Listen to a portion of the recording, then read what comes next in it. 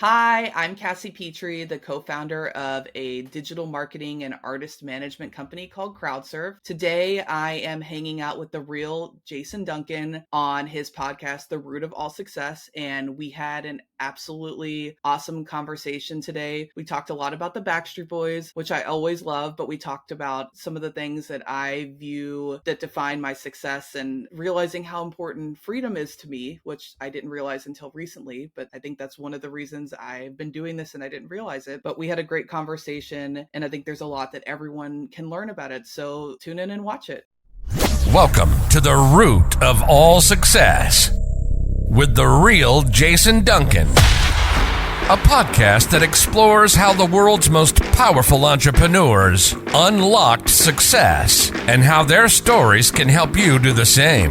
A successful educator turned entrepreneur, Jason has built multi-million-dollar businesses that have been featured in Inc. magazine and Entrepreneur magazine. His life's mission now is helping entrepreneurs live what he calls #the exit lifestyle.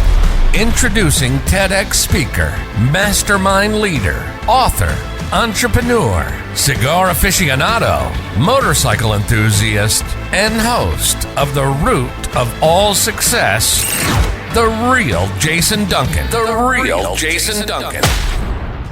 Welcome back to another episode of The Root of All Success. It's Jason Duncan. Not just Jason Duncan, the real Jason Duncan, or you can call me JD. And I'm here today with Cassie Petrey. And she lived here in my neck of the woods in the Nashville area for 8 years, went to college here at Middle Tennessee State University. And she's got a wonderful story about how she was a part of bringing back the Backstreet Boys, working with people like them, working with people like Britney Spears and Camila Cabello. I know I'm saying that wrong, and my 21-year-old daughter would be so embarrassed that I don't know who that is or how to say that person's name. But Cassie certainly knows who she is. She is the co-founder and CEO of CrowdSurf, which is a leading marketing and music management firm founded in '07 alongside her best friend Jade Driver when Cassie was just 21 years old. She's an original fangirl whose tween admiration for the Backstreet Boys helped her develop a newsletter that reached fans worldwide when she was only 12 years old. And it helped, and she later helped seal the band's resurgence to this new decade, not decade, but generation of fans. So she's got a pretty interesting story, hailing now from LA. It's good to be connected virtually with Cassie today on the show. So Cassie, welcome to the Root of All Success. Thank you for having me. I appreciate it. Well, so at 12, you're really big into the Backstreet Boys, and you start a newsletter for them. Was it part of their fan club? Tell me about how that worked. So, social media wasn't developed as it is now. So, this was kind of in the era of where everyone was getting those CDs that sent to their house and installing the internet on their computers for the first time. BGM, wasn't it? Yeah, I remember that. Yeah, but mine was AOL, and then there was a lot of Netscape, and it very dependent upon where you were in the United States and in the world, I'm sure. Oh, that's right. That's what you're talking about. I'm sorry, I misunderstood. Yeah, yes. So I remember I was one of the first houses to get AOL in my house, and around the same time, I had just become a big fan of the Backstreet Boys, and I wanted to connect with other fans on AOL and build a community. And I saw that there was this community that already existed around different artists where people built these kind of newsletters is what I would call them. Like you sent them through email. So it was a newsletter, but everyone called them zines.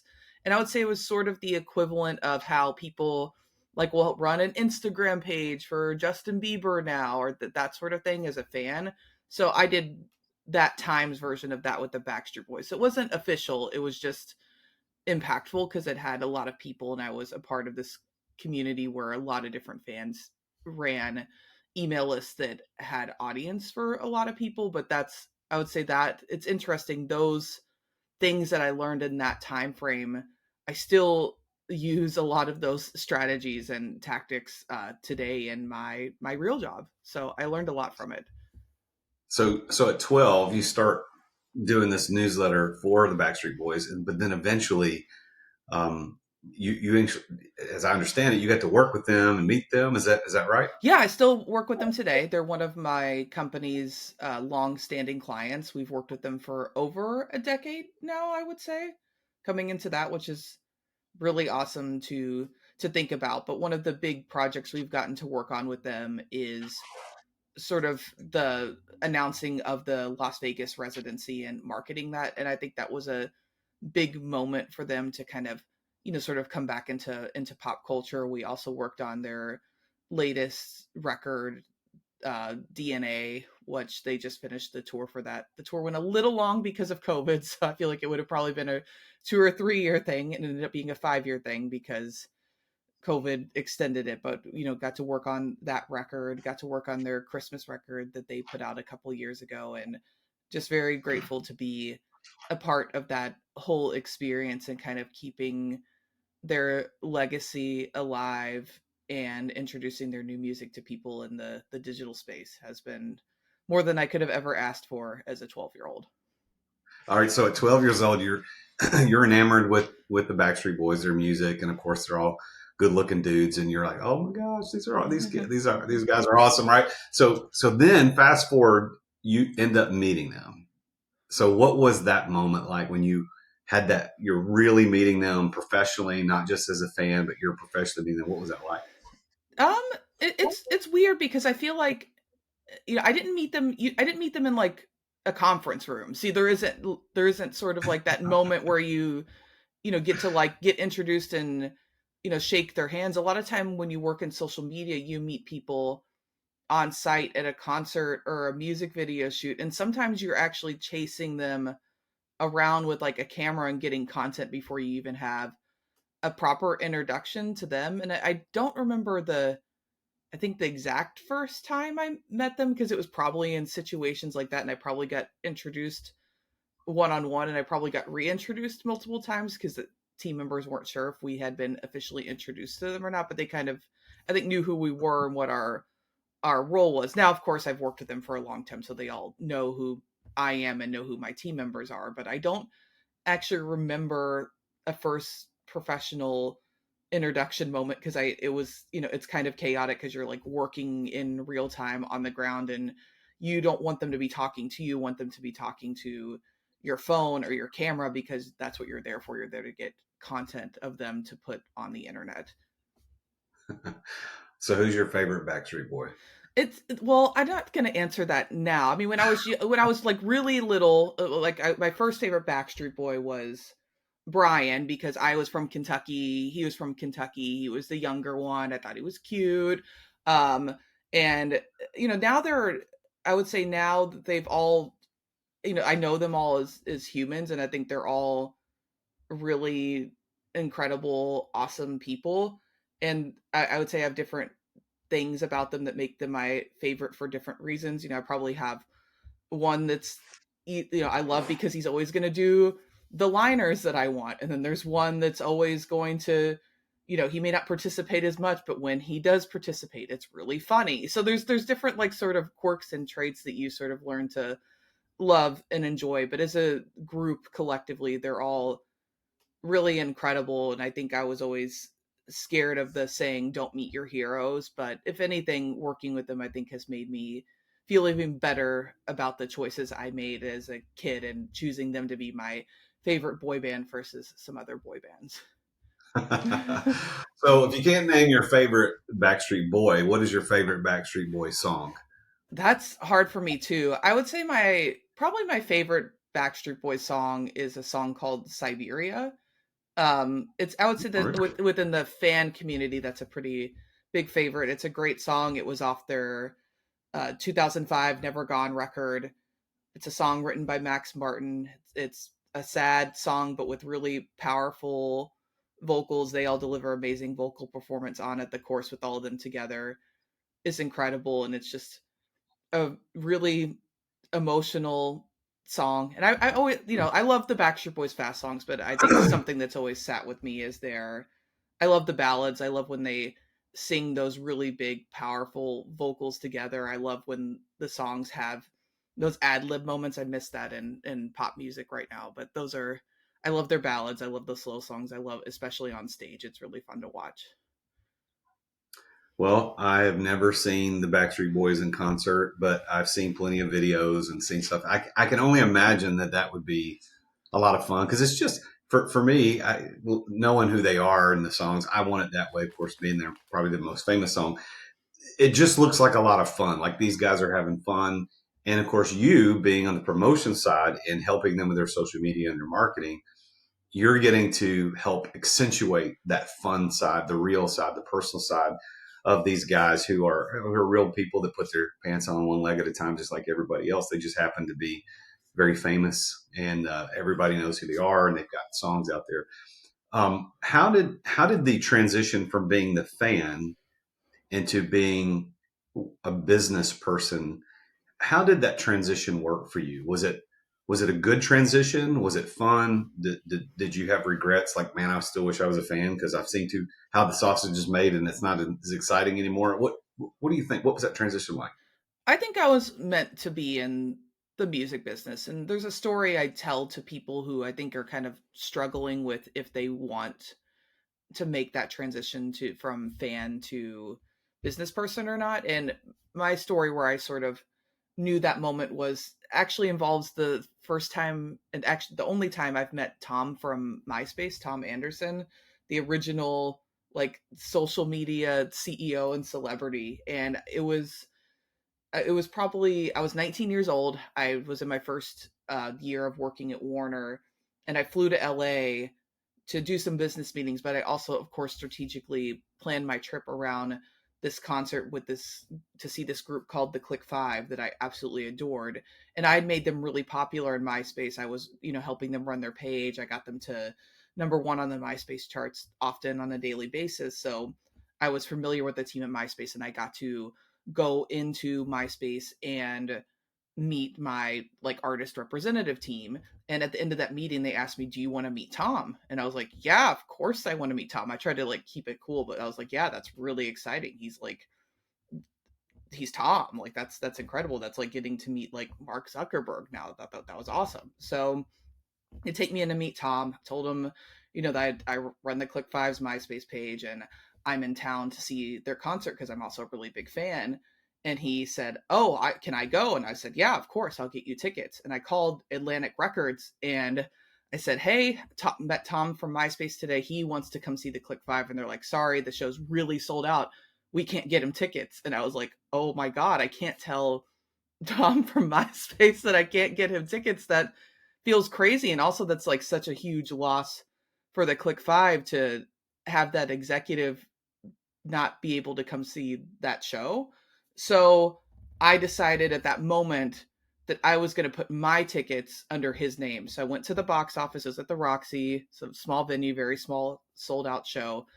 And I put my tickets under his name and was like, if I don't figure out how to get tickets, that's okay. It's more important that Tom sees the show rather than me. And fortunately, I was okay. I bought tickets from a scalper for an ungodly price for especially for like a show at the Roxy. But I was gonna make it work. I was gonna get Tom on the guest list no matter what it took. And I think at that moment I was like, oh, I'm a business person, because I think most fans at that moment were like, there's no way I can't go to the show. And I was really sad about it and sad at the possibility of missing that concert because I came to LA for the first time to see that concert. But I knew that, business was very important to me in that moment. And I think that if you're a fan and you're not willing to have done a similar thing that I did in that moment, that the music business probably is not for you. Yeah, well, I think part of everybody's story of success, the listeners, yours, every guest I've had on the show, includes making sacrifices. And so for you, it was a sacrifice of making, hey, if I don't get to see the show, that's all right. At least this other dude does, because that will lead to something else. And I think we take those calculated sacrifices to make sure that we're going to get what we need in the end. Well, so now, Cassie, we've talked about the Backstreet Boys and about how you went from fan to business person, and you're actually the one on the other side of the camera helping them promote. I mean, you're probably not holding the cameras now. You got a team that does it, but you started out holding that camera and interviewing them, getting their social media stuff going, but you've made that transition. Tell us some of the other artists that you're working with and what it's like to work with them. Maybe there's some special stories about these other artists that you're working with that we would like to get a little sneak peek into the back end of that. So I've been really fortunate to work with a lot of amazing artists. One of my favorite projects I've ever worked on, I think simply because I was literally there from start to finish, was girl group pop sensation Fifth Harmony. And I actually was the digital producer for the season of X Factor that they were formed and built on. So I literally was with them. I met them before they were put in the group and taught them as individuals how to use Twitter. That was a really important platform at the time. Helped set up their social media pages live and in person, and like literally they switched their name twice on the show, and I would have to switch the handle 60 seconds before Simon Cowell would announce their name, and it was really stressful. But I literally was there from beginning to until they went on hiatus, and that was a really great experience for me because I love working on all types of projects, but there's something really special about watching something from the beginning to become a sensation and have a fandom to getting a number one song, like watching that from literally its birth to the peak of its success is just something that's really special to me. And I just want to be a part of as many projects as possible from start to peak. It's an incredible experience. Do you only work with people in the music business now, or do you also work with business owners, entrepreneurs, etc.? So let's take a quick break to thank our amazing sponsors for making this podcast possible. As an entrepreneur, I know that you have to deal with sales on a regular basis. I mean, every entrepreneur does. And if you aren't paying attention to sales as an entrepreneur, you're not going to be an entrepreneur for very long. But I've got a sponsor of this show called Dub that helps you bring the personal back to sales. If you want to figure out how to improve content creation, improve client trust, improve your sales process, decrease the sales cycle, because we all know time kills deals. If you want to increase client bookings and increase conversions, you need to take a look at Dub. There's a special offer for Dub for listeners to The Root of All Success at therealjasonduncan.com/Dub. And that's DUBB. What Dub does, I've been using this for years. I'm a huge fan, and I'm so honored that they're our primary sponsor of the podcast. But they have helped over 60,000 businesses around the world communicate better, to make sales easier, to make sales more personal. And Dub is built for growing teams. I mean, you can set up video emails, you can set up custom onboarding, you can do admin reporting, anything you need around video and sales and automation. Dub is there. You can try Dub now. Your conversions to sales are waiting. All you got to do is go to therealjasonduncan.com/Dub. And there you're going to get 2 weeks for free to try Dub. Plus, you're going to get 50% off your first 2 months of Dub. You can't beat that. So go check it out. Go to therealjasonduncan.com/Dub. Thanks for listening to our sponsors. Now, back to the show. Mostly people in the entertainment business, mostly music artists, just because my staff really enjoys that. And I think that's people hear about my company because they want to work in music, and they come to work at CrowdSurf because they want to work in music. And so we're kind of known for that. So when I give people projects that aren't that, I think that sometimes they're not as passionate about it. And I don't think that's fair to the client. But sometimes sometimes there are team members who do like other projects. Like, for example, we actually just picked up a Connecticut like minor league soccer team. And the only reason I took that is because I knew I had team members that would be excited about that, and they would kind of feel like they're living their Ted Lasso dreams. But I wanted to, and the team's cool. They wanted an agency that wasn't sports first or didn't have a lot of sports experience because they wanted a different perspective. So I think them wanting that plus having team members who were interested in giving this a go, I think made it a good fit. But it really comes down to, is there going to be a team member that's going to own this and be excited about it? And if they're not, it's really hard to take on something outside of music, unfortunately. Yeah. Well, I think it's smart though for them to recognize that they needed an outsider to give better perspective, because sometimes I think it's probably the same in the entertainment business as it is in business, is that we get inside our little box and we see everything through the same lenses all the time. And we hire people who also look through the same lenses, and we forget that there's a completely different perspective. So I think it was smart of that soccer team to hire you just to get that outside perspective. Yeah. Let me, well, go ahead. If you want to respond to that, I'll let you. Yeah. So I think in general, there's a lot of clients we have that have like a great in-house digital person or digital team. And I think a lot of them want us in addition to them because they do appreciate and value that perspective. And they like the fact that we work with a lot of different artists and are probably going to come across tools and trends that are working before they do because they're only working on one artist. So I think that's really always a really smart thing to do, especially if you aren't working across a ton of different accounts in the same space.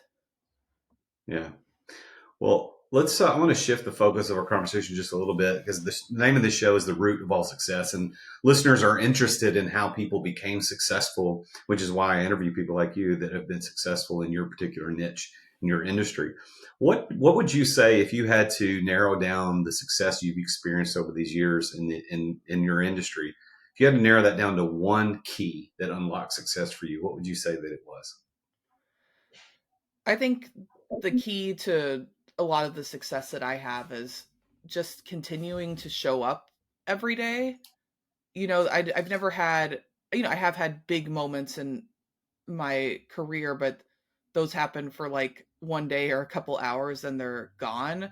I think continuing to wake up every day and having your little goals and your big goals and just being excited about it and not losing sight of those is what's really important. And it's really easy for me because I like what I do, but I show up every day Yeah. and want to help artists because they helped me so much, and I just couldn't imagine doing anything else. But I wake up every morning and I think about how I can further my artist careers and how I can further my staff's careers and how I can further my own career. Yeah. Okay. So how do you define success? What would Cassie Petrey say that word means to her?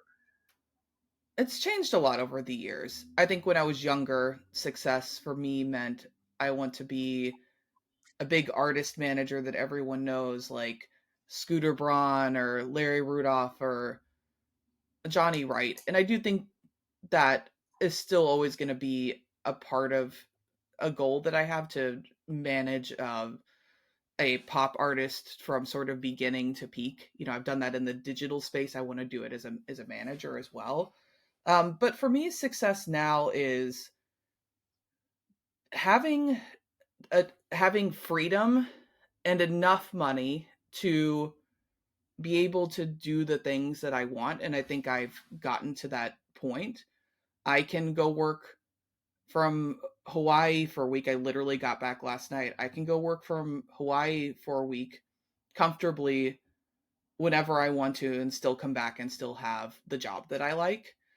I can buy something nice for my nieces and nephews if they need it or their stroller breaks, and not have to worry about that. I could move to a different city if I wanted to and not lose my job. But I think freedom has become something really important to me that I didn't understand when I was younger. And I've kind of come face to face with realizing how important that is to me when you start getting approached by companies who may want to buy you out or buy part of you out. And when you are with those, come to those moments, you really realize if freedom is important to you or not. And the idea of like working under somebody else who has a lot of say and control over my company and how much I charge and how much I pay my staff sounds like prison to me. But I didn't realize how important that freedom was until I started getting offered deals like that. And I was like, oh, wow, this means more to me than I thought it did. So, by that definition of having freedom and enough money to do what you want, do you consider yourself to be a successful person? I think, yeah, I do think that I've hit a point in my life where I have both of those things. Could I make more money and have better margins with my company? Of course. But at the end of the day, that money's really just going to, because if you think about it, if you're trying to get better margins, that means you either have to take more from your client or more from your staff or give less to them and give more back to you. And if I'm making enough money to travel to the places I want to and to live in the place that I want to, I'm okay. I always, I do want to be a good business person and try to, always set goals to operate better financially, but I'm not beating myself up over it. So I would say, yeah, I've kind of hit that point, and I feel really happy about that. And I feel like I'm in a good place to be able to provide great services for artists and still have more things to look forward to in my career as well. I love it. Well, I don't think we have a lot of 12-year-old fangirls listen to this show because that's not who my audience is. But I want you to talk to the person who's listening to this show that is an aspiring entrepreneur in whatever their industry might be, and your years of experience of success in your industry. If you had to give a piece of advice to an entrepreneur who's aspiring to do something great and successful like you, what would you say they need to do more than anything? Now, you already said show up every day was your key, so you don't get to say that one again. But what is a piece of advice that you would give to them?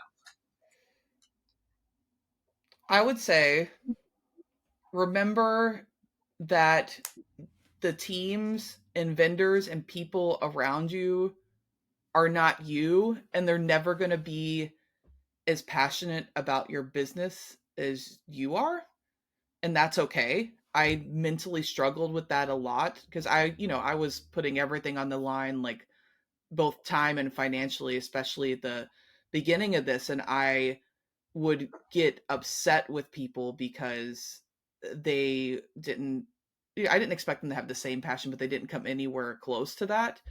And I've just over time come to expect that there's no reason why they should come anywhere close to that, and to just like be okay and mentally be at peace with that, because I really struggled with that for a long time, and I still have my moments with it, but I'm trying to be disciplined about it and understand that everyone is not me and everyone doesn't operate or be motivated by the same things that I am. That's okay. It doesn't mean they can't work or live or be successful in my ecosystem.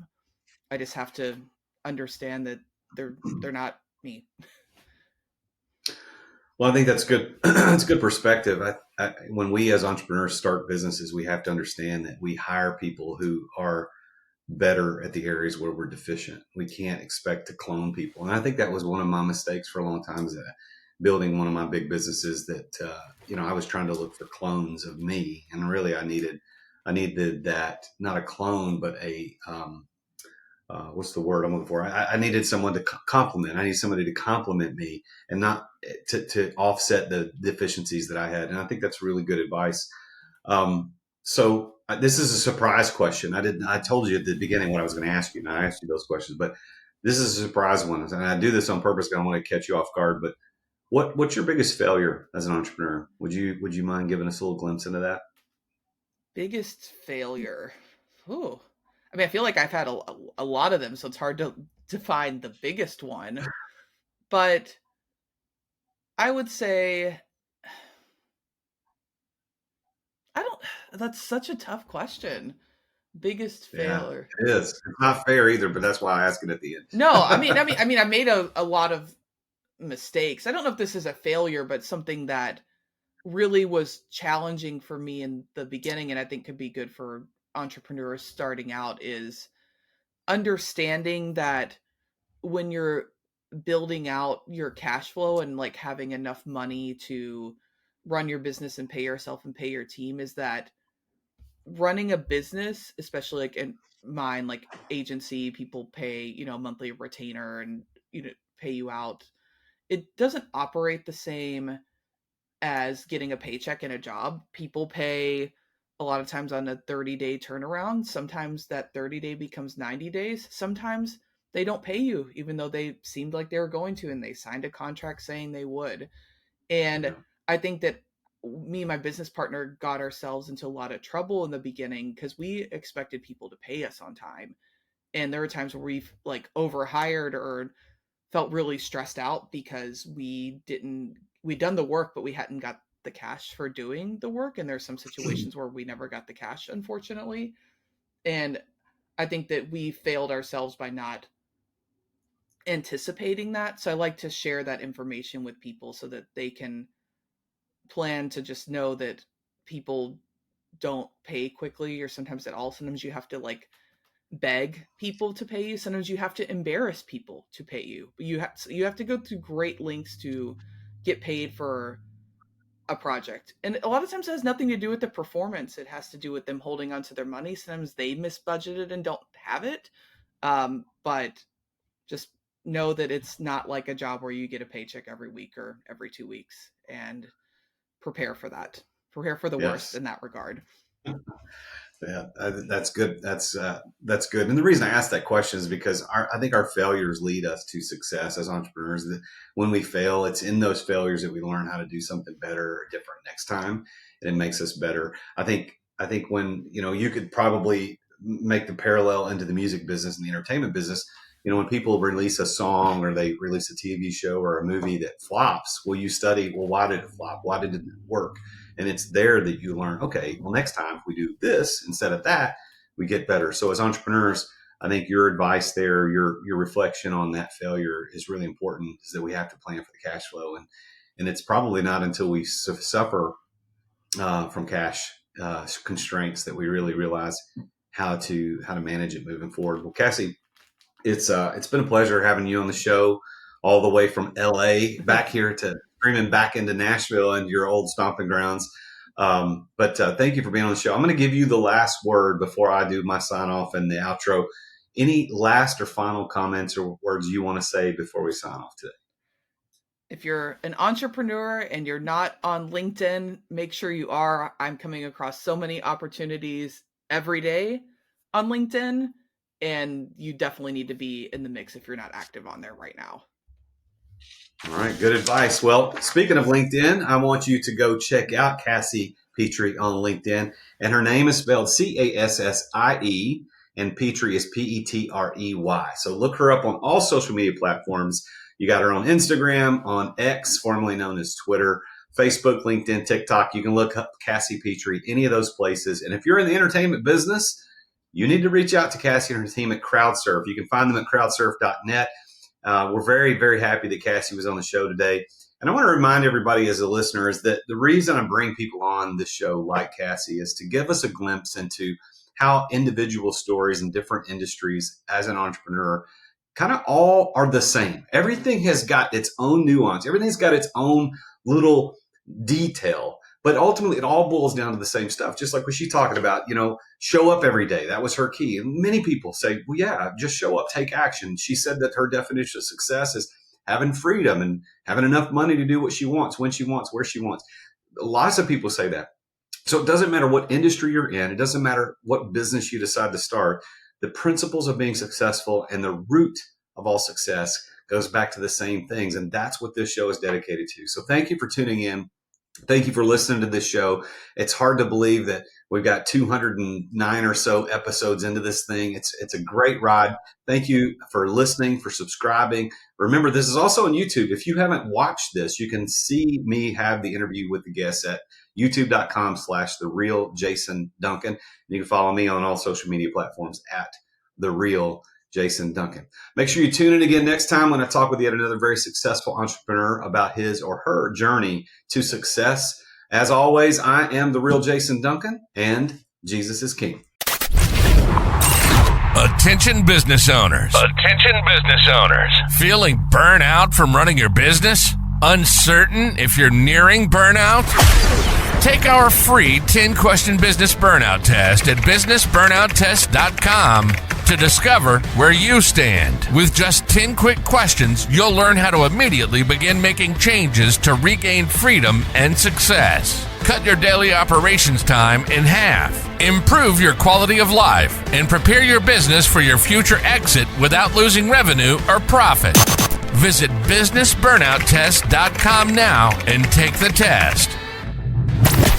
Thank you for listening to another edition of The Root of All Success with the real Jason Duncan. If you've enjoyed this week's episode, visit therootofallsuccess.com to access the show notes and other helpful resources. Follow Jason on social media at The Real Jason Duncan. See you again next time here on The Root of All Success.